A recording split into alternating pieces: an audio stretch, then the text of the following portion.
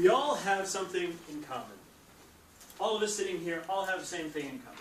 We all have friends. We all have family. We all have hopes. We all have aspirations. And in some of us, we're able to achieve them. We are able to bring this myriad of influences in our life together to make us feel like we belong.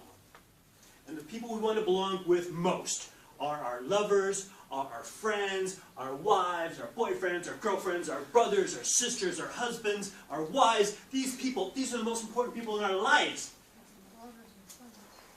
But do we have the tools necessary to bring them closer to us? I speak as a husband. I speak as a father. I speak as a son. I speak as a brother. And I have these fabulous relationships with my family, but sometimes I don't have the bridge necessary to bring them closer to me because they are the most important people in my life. And they are probably, those people in your life are probably the most important people in your life. But are you able to bring them as close as you would like? I know I didn't. My daughter and I had troubles communicating. And it was difficult for me to find a way to bridge that. And I found a way. And I'm going to share it with you, and it's very simple. And by the end of this evening, I hope that you will have 3 simple questions in your mind so that when you go home, you can practice some of these things. Very simple. The first question is, what do I like about you? You ask, or what do you like about me? You ask that question to that person. So, I could say, you, go ahead, ask. What do you like about me? What do you like about me? I like that you are so confident. It was amazing watching you up here on the stage. I like that about you, your confidence. Now, when you ask your son, your daughter, your wife, your boyfriend, whatever, you ask them this question, wow, they have to start thinking, what do I like about you? Well, I like this, I like that, I like this, I like that. It begins a conversation that will, at times, open up some new windows into how that person sees you. You don't know how they see you. You look into their eyes, no, their eyes, they tell you so much. But do they tell you everything that you want to know? No. You have to ask. So, next question to ask is, tell me something I don't know about you. Tell me, ooh, yeah. And if you have a relationship in your life that is valuable, you start thinking, do I really want to tell that everything that they don't know about me? Now, it's a delicate question, but this is a great way of bridging the relationship because you're sharing a secret. That person may not have known that thing. So,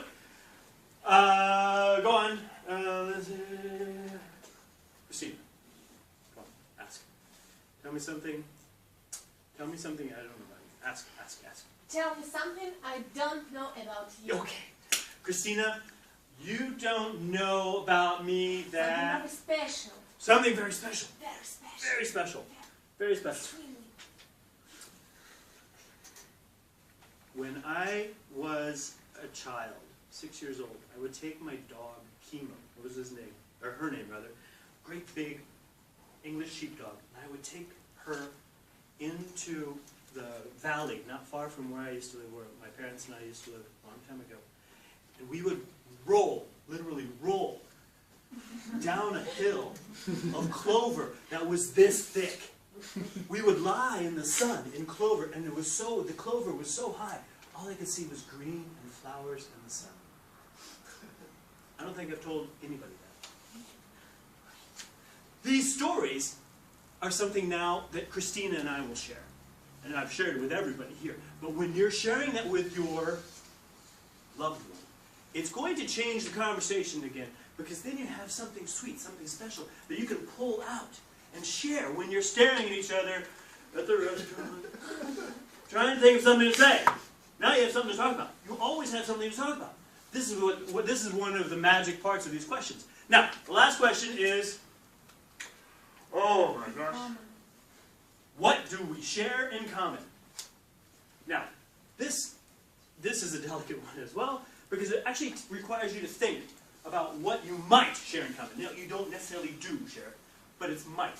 So it changes your perspective. Okay, well, how can we figure out, if I don't really know you, I mean, I know you, but I do know you, how do we figure out what we might share in common? And so you have to start thinking about your history, you have to start thinking about all the things you like and all the things you don't like, and what do you share in common. So, what do you think, go on, ask me, Sergey, what do you think we might share in common? What do you think we might share in common? I think we might share in common a love for books. I'm going to guess. Yes. Now, I like, do you like books, Sergey? yes, I like books. But probably it's special books. Fine.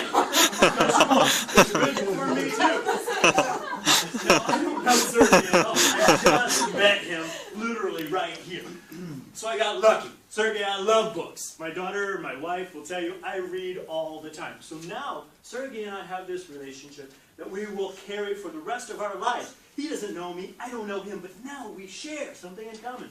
Now if you do this on a regular basis, these 3 questions. What we share in common, what I like about you, and something I don't know about you. You take these 3 questions home, to your friends, to your family, maybe even to work. Delicately, you will find that your relationships with these people will improve exponentially. I love my family, and I love my wife, and I love my daughter, and every time we sit down and do these 3 questions, every Sunday morning, we sit down and do these 3 questions, and our relationship continues to improve. I give this to you. I give these 3 questions to you to go and take them home.